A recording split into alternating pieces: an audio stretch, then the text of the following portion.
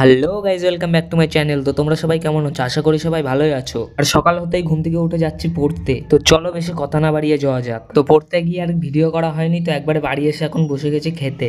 তো চলো খাবারটা খেয়ে নিই, তারপরে দেখা হচ্ছে। তো খাওয়া দাওয়ার পরে সারাদিন আর কোথাও যাইনি, তাই একবারে বিকালবেলা ভিডিও করছি। আর এখন আমি যাচ্ছি কৃষ্ণনগরে একটা জিনিস কিনতে। আর জিনিসটা কিনলে তো তোমরা দেখতেই পারবা। তো চলো যাওয়া যাক। আর কৃষ্ণনগরে গিয়েই প্রথমে দেখা হয়ে গেছিল পাপাইদার সাথে। আর পাপাইদা এই দোকানটার থেকে ফিউজ কিনছিল, কারণ ওর কাজের জন্য লাগবে তাই।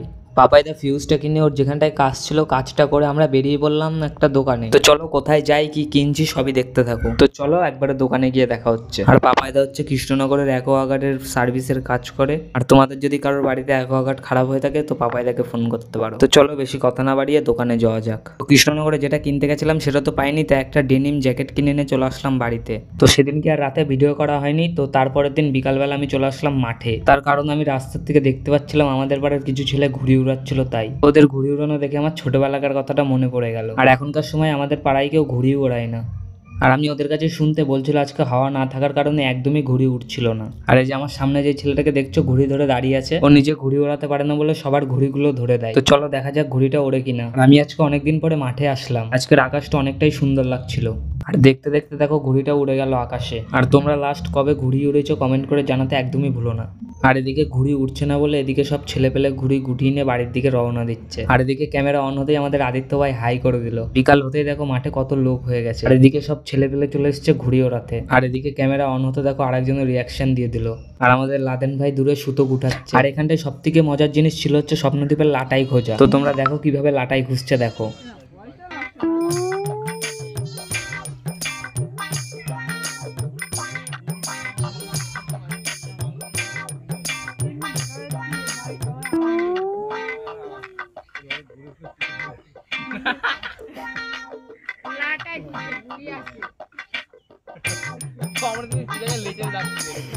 তো লাটাই খুঁজে না পেলে চলে আসছে স্বপ্নদ্বীপ আমাদের কাছে। তো লাটাই খোঁজাটা তোমাদের কিরকম লাগলো কমেন্ট করে জানাতে একদমই ভুলো না। আর তারপরে সন্ধ্যা হতে আমি আর পাপাইদা বেরিয়ে গেলাম নবদ্বীপের দিকে। আর আমাদের এদিকে এতটাই ঠান্ডা পড়ছে কি আর বলবো। আর আজকে নবদ্বীপে গিয়ে কি করি সেটাও তোমরা দেখতে পারবে। আর সামনে দেখতে পাচ্ছ কতটাই কুয়াশা পড়েছে। আর আজকে অনেকদিন বাদে পাপাইদার সাথে বেরোলাম, কারণ পাপাইদা যেহেতু এখন কাজে থাকে তাই পাপাইদা সেরকম একটা সময় বের করতে পারে না। কারণ পাপাইদার শরীর আজকে সকাল থেকে একটু খারাপ ছিল, তাই আর কাজে যায়নি। তাই একটু সন্ধ্যা হতেই বেরিয়ে পড়লাম নবদ্বীপের দিকে। তো চলো কোথায় যাই দেখতে থাকো। তো নবদ্বীপে এসেই প্রথমে চলে আসলাম বিরিয়ানির দোকান। আর এই দোকানে লাস্ট এসেছিলাম আমি, বিপুলদার, পাপাইদা একসাথে। তো আজকে আমরা দোকান থেকে কিছুই খাবো না, কারণ পাপাইদার বৌদি আজকে পাপাইদাকে বলেছে বিরিয়ানি নিয়ে যেতে। আর এদিকে দাদাটা বিরিয়ানি প্যাকেট করছিল, আর আমি এদিকে রুমাল রুটি ভাজা দেখছিলাম। তো এখান থেকে নেওয়া হয়ে গেলে আমি চলে আসলাম বাজারে। বাজার থেকে কিছু বাজার করে তারপরে আমরা চলে আসলাম বাড়ির দিকে। তো ভিডিওটা তোমাদের কেমন লাগলো কমেন্ট করে জানাতে একদমই ভুলো না। চ্যানেলটাকে সাবস্ক্রাইব করে একটা লাইক করে দিও।